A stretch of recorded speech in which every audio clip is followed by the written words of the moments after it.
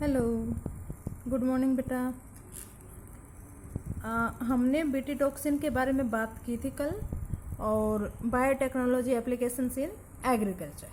ठीक है, आज एक बात ये देखो बेटा, ट्रांसजेनिक क्रॉप्स क्या होती है। ट्रांसजेनिक क्रॉप्स देखो, नाम से समझ आ रहा है, जिसमें हमने ट्रांसफर किया है जीन, उस क्रॉप को हम क्या कहेंगे, transgenic crops. Is a crop that contains and expresses a foreign gene. मतलब वो क्रॉप जिसके पास फॉरेन जीन है और वो उसको एक्सप्रेस भी कर रही है, ठीक है, उसको हम कहेंगे transgenic crops. This foreign gene is called transgene, और इस फॉरेन जीन को क्या कहेंगे, transgene. That is why these crops are called transgenic crops, है ना, इसलिए हम इनको ट्रांसजेनिक क्रॉप्स बोलते हैं। और क्या बोलते हैं, genetically modified crops. Genetically modified crops के फीचर्स मैंने आपको कल बताए थे कि वो टॉलरेंस पावर उनकी अच्छी होती है ना।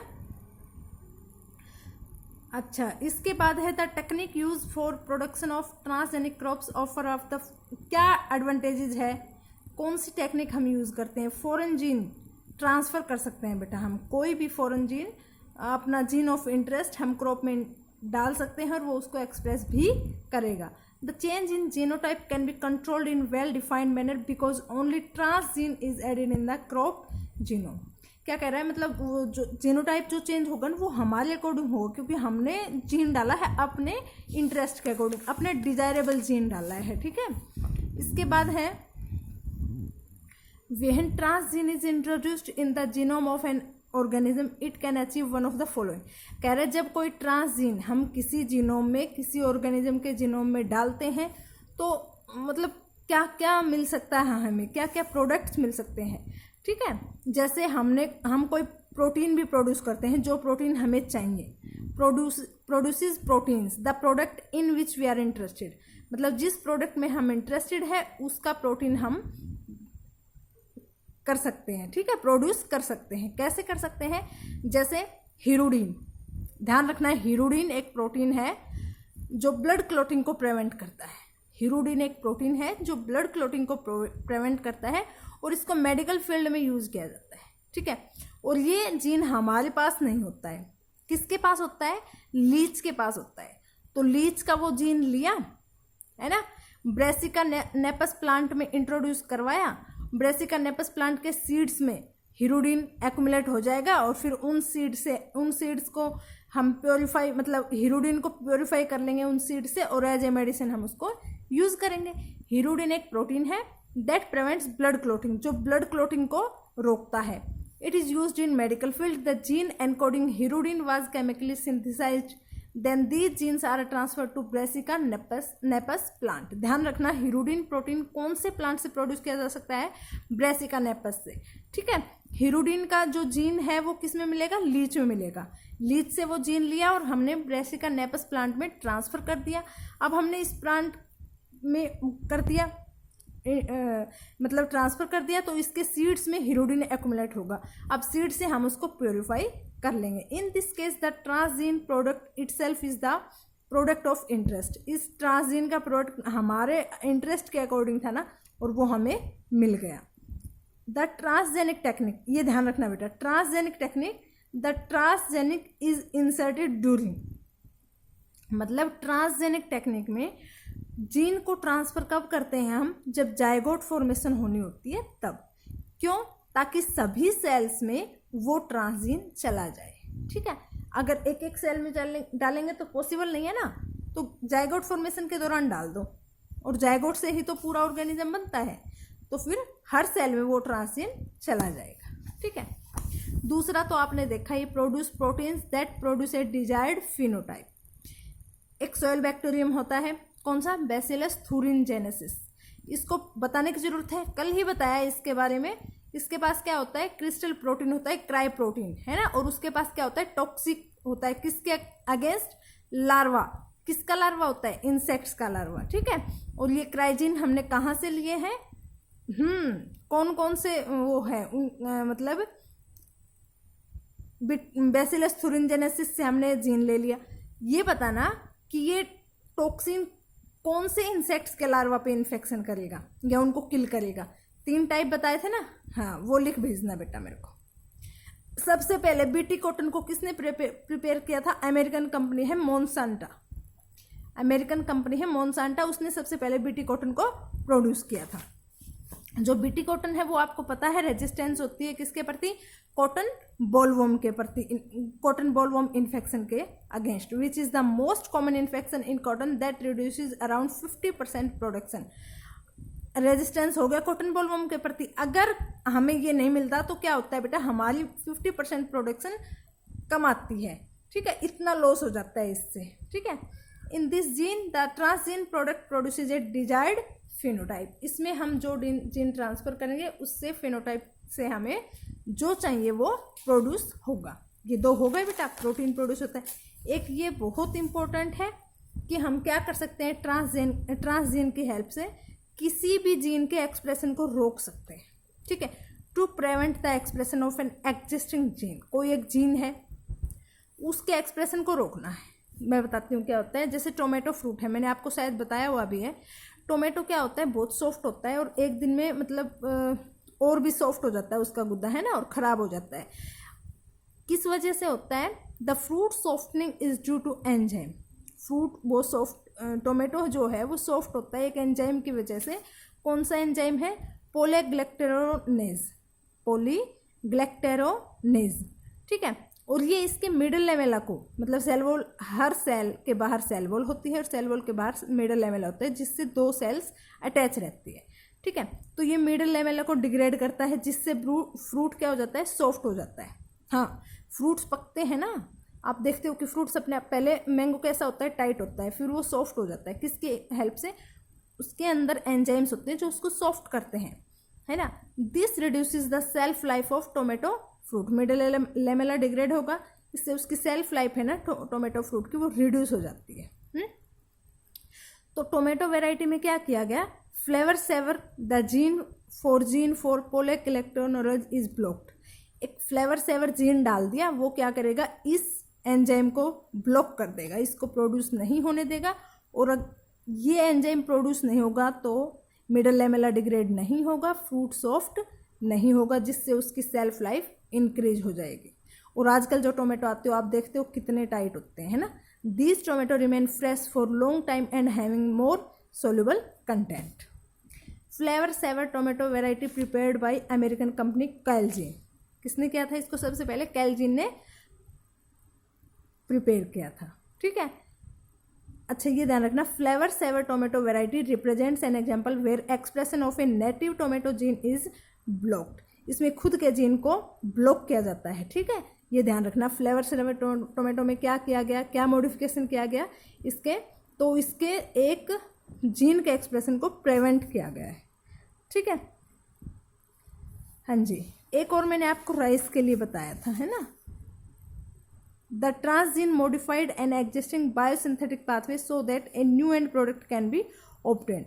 हम इसके बायोसिंथेटिक पाथवे को इस तरह से वो कर सकते हैं कि हमें कोई एक नया प्रोडक्ट मिल जाए। जैसे जनरल जो राइस होता है ना, उसमें क्या होता है? कार्बोहाइड्रेट और विटामिन बी कॉम्प्लेक्स होता है, बट विटामिन ए नहीं होता है, ठीक है। इन्होंने क्या किया? राइस प्लांट में ट्रांसजीन इंट्रोड्यूस कर दिया जो कि विटामिन ए को प्रोड्यूस करेगा राइस में, ठीक है। Vitamin A which is carotene content, जिसके पास कैरोटीन होता है, तो कैरोटीन की वजह से क्या हो जाता है? इसका कलर गोल्डन हो जाता है, पीला पीला सा हो जाता है, ठीक है। In colour such rice varieties called golden rice. ऐसे उसको क्या बोलेंगे हम? गोल्डन राइस बोलेंगे या गोल्डन सेला राइस, ठीक है। सब जेनेटिकली मॉडिफाइड फ्रूट 1990s में आए थे, ठीक है। और कौन कौन से हो सकते हैं? एनसीईआरटी में कल भी बताया था, soybean, corn, canola and cotton seeds oil, ये हम बना सकते हैं, ठीक है। यहीं तक ट्रांसजेनिक क्रॉप समझ आ गई, इसकी डेफिनेशन और क्या होती है ट्रांसजेनिक क्रॉप्स और हम कैसे उनको बना सकते हैं। इसके बाद आप अगला टॉपिक है पेस्ट रेजिस्टेंस प्लांट्स, ठीक है। मतलब हम ऐसे प्लांट्स भी प्रोड्यूस कर सकते हैं जो पेस्ट रेजिस्टेंस है, मतलब पेस्ट को अपने पास आने ही नहीं देंगे, उनके अगेंस्ट रेजिस्टेंस है। पेस्ट प्लांट्स पर आ भी गए तो वो पेस्ट खुद मर जाएगा, प्लांट को कोई इफेक्ट नहीं होगा। ऐसा हो सकता है किसकी हेल्प से? आरएनए इंटरफेरेंस की हेल्प से। RNA interference, interference. पहले आरएनए इंटरफेरेंस एक बार समझा देती हूँ, फिर जो एनसीईआरटी में दे रखा है वो समझाओ, ठीक है।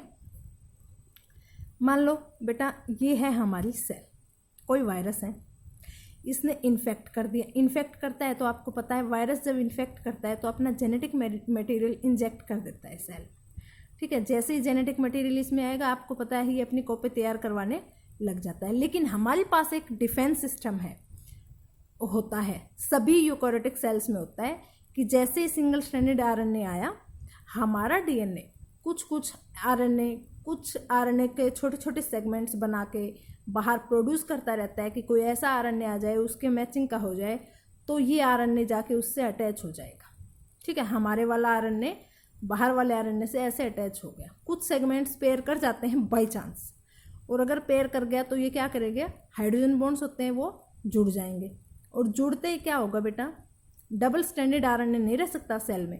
क्यों? क्योंकि एक एंजाइम होता है हमारे पास डाइसर, वो जैसे ही डबल स्ट्रैंडेड आरएनए देखता है ना उसको काट देता है, ठीक है। इसके पास यही ऑर्डर है कि भाई जैसे ही तुझे डबल स्ट्रैंडेड आरएनए दिखे तुम काट देना, क्योंकि डबल स्ट्रैंडेड आरएनए हमारी बॉडी में नहीं होता है।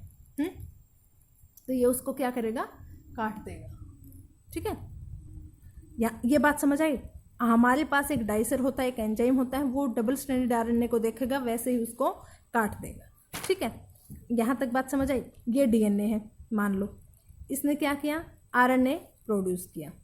जैसे ही आरएनए प्रोड्यूस करता है, हो सकता है किसी वायरस ने इन्फेक्शन किया, उसका आरएनए आ गया और कुछ सेगमेंट यहाँ पर पेयर हो गए हों।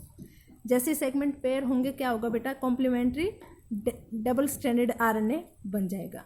और जैसे ही डबल स्ट्रैंडेड आरएनए बनेगा तो क्या होगा, डाइसर उसको काट देगा। काटेगा तो कुछ फ्रेगमेंट ऐसे हो जाए, काट दिए, लेकिन ये फ्रेगमेंट बच भी गए ना। इनके साथ क्या होगा, हमारे पास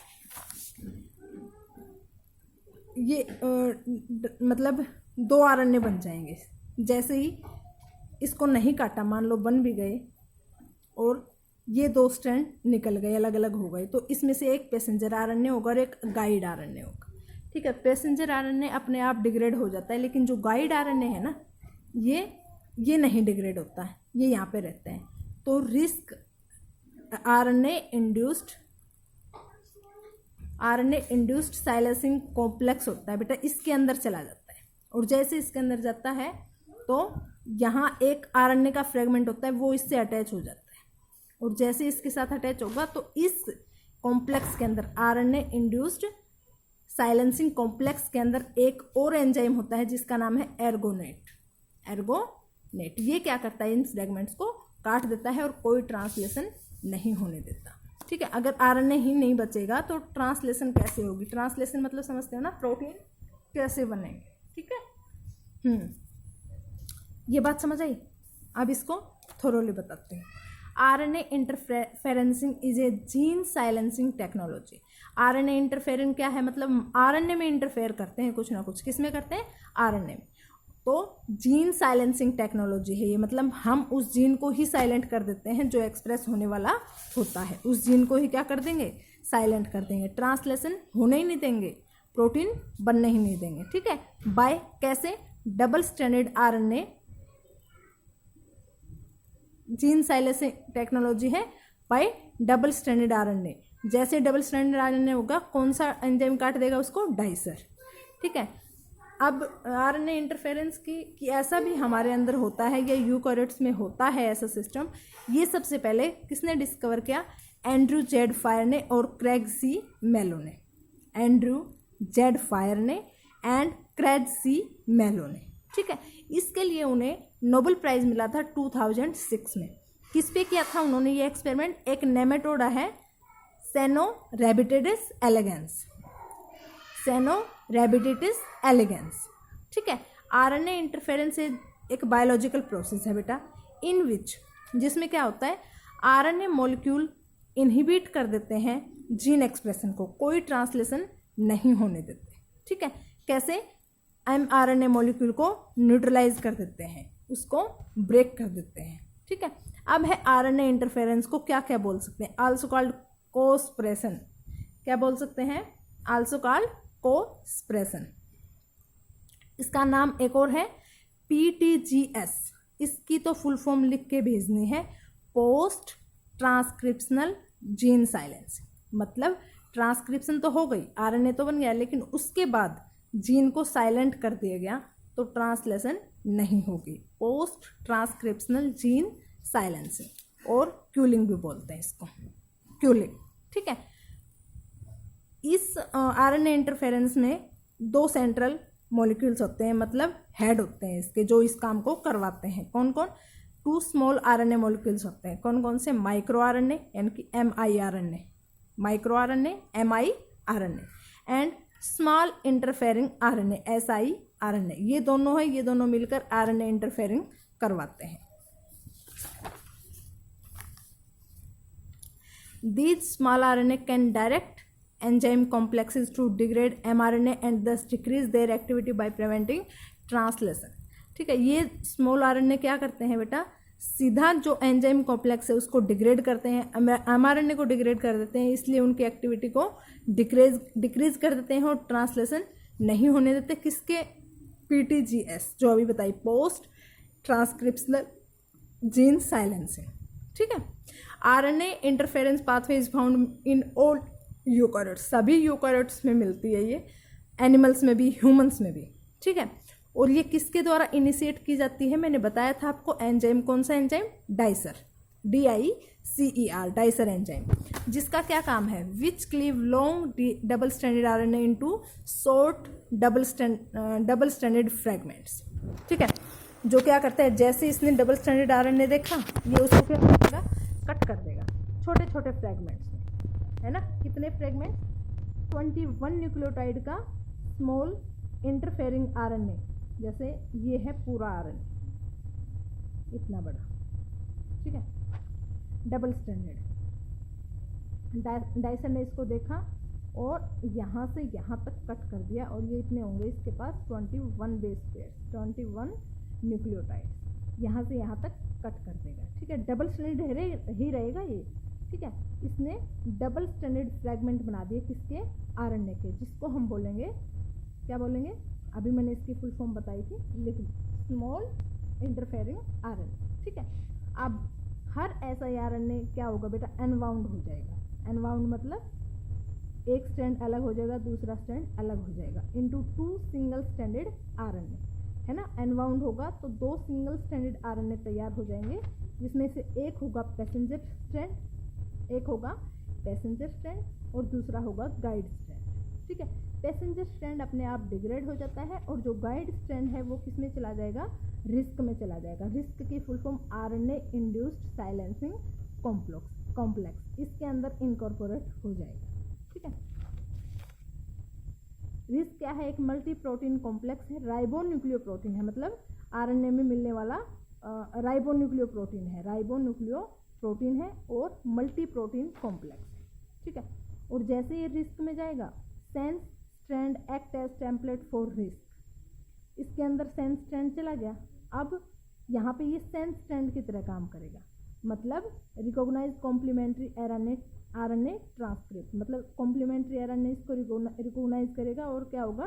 ट्रांसक्रिप्शन हो जाएगी, मतलब जुड़ जाएगा। ठीक है, once found one of the proteins in RISC, अगर एक बार जुड़ गया आरएनए, ये सेंस स्ट्रैंड है, और इसके कॉम्प्लीमेंट्री आरएनए को ढूंढेगा, और जैसे वो मिल गया तो ऐसे डबल स्टैंड आरएनए बन गया। कुछ फ्रेगमेंट्स मिल जाते हैं और ये जुड़ जाता है। ठीक है, डबल स्टैंड आरएनए हो गए। अब यहाँ पे भी एक प्रोटीन होता है, कौन सा? एर्गोनेट। कौन सा? एर्गोनेट। रिस्क कॉम्प्लेक्स के अंदर होता है, ऐसा कॉम्प्लेक्स होता है ये, ऐसे इस टाइप से, ये रिस्क कॉम्प्लेक्स है, और इसके अंदर भी एक प्रोटीन है आर्गोनेट। कौन सा? आर्गोनेट। जैसे ये देखेगा कि हाँ कुछ सेगमेंट्स जुड़ गए हैं, मतलब डबल स्टैंडर्ड आरएनए बन गया है, तो ये क्या करेगा? उसके एक्टिव होगा, एक्टिव होते ही उसको क्लीव कर देगा, काट देगा। ठीक है, mRNA को क्या कर देगा? क्लीव कर देगा, और इसी को हम क्या बोलते हैं? आरएनए इंटरफेरेंसिंग बोलते हैं। This is defence against viral infection, और यही वायरल इन्फेक्शन के अगेंस्ट हमारा डिफेंस सिस्टम है। ठीक है, डाइसर क्या होता है? एक आरएनएज होता है। आरएनएज मतलब आरएनए को कट करने वाला मॉलिक्यूल, है ना? RNase third endonuclease. डाइसर क्या है? Is a RNase. पहले तो ये याद रखो, आरएनएज कौन सा? RNase third endonuclease. ठीक है। अब है आर्गोनेट, क्या होता है, ये भी आरएनएज होता है and catalytic centre of risk, लेकिन ये रिस्क के अंदर रहता है, वहाँ के सेंटर में रहता है और वहाँ अंदर रह के काम करता है और ये बाहर काम करता है, ठीक है। आरएनए इंटरफेरेंस समझ आ गया। इसके बाद जो एनसीईआरटी में लिख रखा है वो देखो, पेस्ट रेजिस्टेंस प्लांट। देखो बहुत सारे नेमेटोडा होते हैं, नेमेटोडा पैरासाइट्स। आपको पता है पैरासाइट 2 टाइप के हो सकते हैं, एंडोपैरासाइट एंड एक्टोपैरासाइट, ठीक है। नेमेटोडा पैरासाइट किस पे मतलब रह सकते हैं, प्लांट्स पे भी, एनिमल्स पे भी, ह्यूमन बींग्स पे भी, ठीक है। एक कॉमन नेमेटोडा है मेलिडोगाइन इनकोग्निटिया, ठीक है, मेलिडोगाइन इनकोग्निटिया, जो इन्फेक्ट करता है टोबैको प्लांट है ना, टोबैको तंबाकू का प्लांट, उसकी रूट्स को इन्फेक्शन करता है, जिससे क्या होगी, यील्ड में रिडक्शन होगी, है ना। और तंबाकू बहुत महंगी और इकोनॉमिकली मतलब अच्छी क्रॉप होती है, और ये अगर ऐसे रिड्यूस होगी तो कैसे काम चलेगा, है ना। फिर इसकी यील्ड को बढ़ाने के लिए एक स्ट्रेटजी अडॉप्ट की गई to prevent this infection which was based on the process RNA interference. यहाँ पर आरएनए इंटरफेरेंस समझ आ गया। अब आरएनए इंटरफेरेंस को हम किस में यूज़ करेंगे कि हम हमारी तंबाकू के प्लांट को बचा सकें, ठीक है। RNA takes place in all eukaryotic organisms, जो मैंने अभी बताया था, as a method of cellular defence. RNA interference सभी यूकैरियोटिक ऑर्गेनिजम्स में होता है, जो कि सेलुलर डिफेंस की तरह होता है। लेकिन बेटा ये नहीं है कि हर वायरस के साथ ऐसा हो जाएगा। बहुत सारे इन्फेक्शन हमारी बॉडी में होते हैं और कुछ हो सकता है ऐसे डिग्रेड हो जाते हों, ठीक है। This method involve silencing of specific mRNA due to complementary double standard RNA. इस मेथड में हम क्या करते हैं, साइलेंट कर देते हैं किसी एमआरएनए को, कैसे, कॉम्प्लीमेंट्री डबल स्टैंडर्ड आरएनए बना के, ठीक है। Molecule that binds and prevent translation of mRNA. इसमें क्या होता है, जैसे आरएनए बनेगा डबल स्टैंडर्ड आरएनए, उसके कॉम्प्लीमेंट्री, जैसे मान लो ये वायरस है, हमें पता है इस वायरस का ऐसा आरएनए है, तो हम हमारी बॉडी में, किसी भी प्लांट की बॉडी में उसके अकॉर्डिंग उसकी कॉम्प्लीमेंट्री आरएनए इंड्यूस कर देंगे, तो जाते ही क्या होगा, अटैच होगा। अटैच होते ही क्या है, डाइसर क्या करेगा, काट देगा, क्लीव कर देगा, ठीक है। और इसको हम बोलते हैं एमआरएनए साइलेंसिंग, यानी कि ट्रांसलेशन रुक जाएगी। Source of this complementary RNA, यानी कि कॉम्प्लीमेंट्री आरएनए का सोर्स कहाँ से मिलेगा, वायरस का आरएनए होता है, उसको वायरस का आरएनए आएगा। हो सकता है कुछ सेगमेंट हमारा ही न्यूक्लियस, हमारा ही डीएनए इस टाइप के तैयार कर दे कि कुछ फ्रेगमेंट्स मिल जाएं। कुछ फ्रेगमेंट्स मिलते ही डाइसर को दिखेगा डबल स्ट्रैंडेड, वो इसको क्लीव कर दे, ठीक है। या फिर मोबाइल जेनेटिक एलिमेंट्स होते हैं हमारे जेनोम में, या उनको ट्रांसपोसोन्स बोल सकते हैं, ठीक है। मोबाइल जेनेटिक एलिमेंट्स या ट्रांसपोसोन्स, इनको जंपिंग जीन्स भी बोलते हैं। मतलब क्रोमोसोम में, जैसे ये क्रोमोसोम है, यहाँ पे है ये जीन्स, यहाँ पे भी जा सकते हैं, यहाँ पे भी जा सकते हैं, जंप करते रहते हैं, ठीक है। और ये रेप्लिकेट करते हैं एज ए आरएनए इंटरमीडिएट, और ये ऐसा आरएनए बनाते हैं, ठीक है। अब जंपिंग जीन को सबसे पहले किसने डिस्कवर किया था, बारबेरा मैकलिंगटोंग, ठीक है। बारबेरा नाम ध्यान रखना, दूसरा मैकलिंगटोंग, एक ही नाम है ये, बारबेरा मैकलिंगटोंग, उसने जंपिंग जीन्स को डिस्कवर किया था। ये आरएनए इंटरफेरेंसिंग आपके इसमें बता रखी है एनसीईआरटी में, और मैंने आपको कितने डिटेल में समझाई उसको नोट कर लेना, ठीक है। अब है कि हम एग्रोबैक्टीरियम वेक्टर को यूज़ करेंगे, नेमेटोडा के स्पेसिफिक जीन्स को इंट्रोड्यूस कर देंगे उसके होस्ट प्लांट में।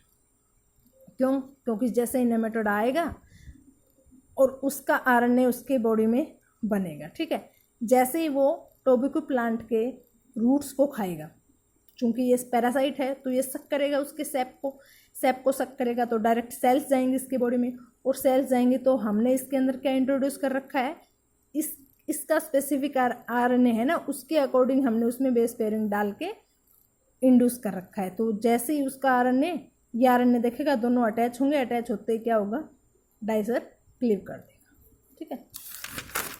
ये देखो, introduction of DNA was such that it produces both. हम इस टाइप का डीएनए इंट्रोड्यूस करेंगे कि ये दोनों स्ट्रैंड प्रोड्यूस कर पाएगा, सेंस और एंटीसेंस आरएनए स्ट्रैंड।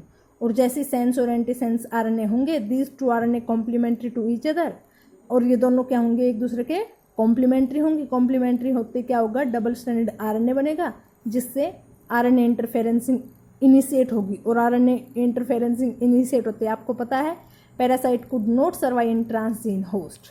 अगर हमने उसमें जीन ट्रांसफ़र कर रखा है जिस होस्ट प्लांट में, तो उसमें नहीं होगा ट्रांसफ़र, मतलब वो ट्रांसजीन वो सर्वाइव नहीं कर पाएगा। ठीक है, पैरासाइट सर्वाइव नहीं कर पाएगा। आरएनए इंटरफेरेंस मैकेनिज्म एक इम्पोर्टेंट बायोलॉजिकल मैकेनिज्म है जो कि जीन एक्सप्रेशन को रोक देता है। एक बार और देख लो बेटा, डबल स्ट्रैंडेड आरएनए है। Double stranded RNA binds to the protein dicer. Dicer protein से बाइंड करेगा, बाइंड करते ही इसको क्लीव कर देगा, which cleave double stranded RNA into smaller fragments. और स्मॉलर फ्रेगमेंट्स में मैंने बताया कि ये दोनों अलग हो जाएंगे, अनवाउंड हो जाएंगे, एक पैसेंजर आरएनए बन जाएगा, एक गाइड आरएनए। ठीक है, और पैसेंजर आरएनए अपने आप डिग्रेड हो जाएगा, गाइड आरएनए रिस्क कॉम्प्लेक्स में चला जाएगा, आरएनए इंड्यूस्ड साइलेंसिंग कॉम्प्लेक्स में चला जाएगा। ठीक है, और जैसे ही वहाँ पे जाएगा, वहाँ पे क्या होगा, दूसरे जो आरएनए है उसके साथ फ्रेगमेंट्स मैच कर जाएंगे और कॉम्प्लीमेंट्री डबल स्ट्रैंडेड आरएनए फिर से बन जाएगा। ठीक है, और जैसे डबल स्ट्रैंडेड आरएनए बनेगा तो यहाँ पे एक प्रोटीन होता है इस कॉम्प्लेक्स के अंदर, कौन सा, एर्गोनेट, जो इसको छोटे छोटे फ्रेगमेंट्स में काट देगा। mRNA is cleaved and destroyed, no protein can be synthesize, और कोई प्रोटीन सिंथेसाइज नहीं होगा। ठीक है, बहुत इंपॉर्टेंट है आरएनए इंटरफेरेंसिंग, पक्का आएगा इस बार एग्जाम में, अच्छे से कर लेना, इसके नोट्स अच्छे से प्रिपेयर कर लेना। ठीक है, थैंक यू।